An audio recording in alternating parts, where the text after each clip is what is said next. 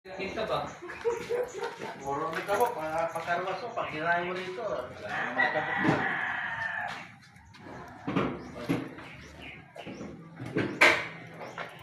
Balindat yun. Pagkirahin mo rito. Ito, palitin natin yan. Yung makina mo, Brad. Kailan mo na huling change oil to? Hindi mo na binili ko, hindi ko pa napakinsuwin yan. Wala na bili mo? Paano pa naman? Oo, discount na naman yun. Ikitik naman yung Ganda. Eh, itong coolant. Kailangan lagyan to. Kulang nga itong coolant eh. Dave, ano pa yan? Ano to? Dito sa coolant yan.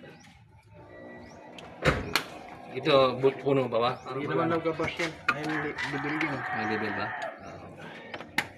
Masakit na pa mo, no? Hindi ba? Kitang-kita sa lakad mo eh. Ano naman eh. Kain ko na naman yung bawal kanina. Ganun talagang buhay. Tsaka mo ito yung... Kaya naman wala nga. Thanks mo. Ano yan? Ano to? Bit yata. Break pad.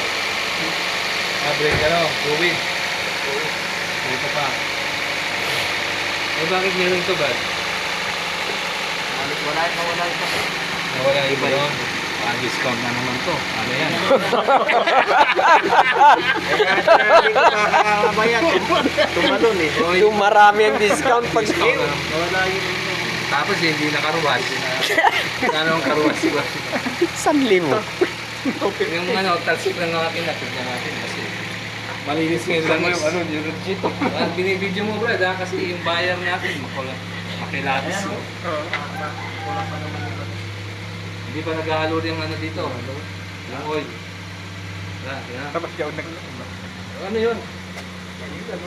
Tumitik dyan. Parang may komisyon na ito kaysa.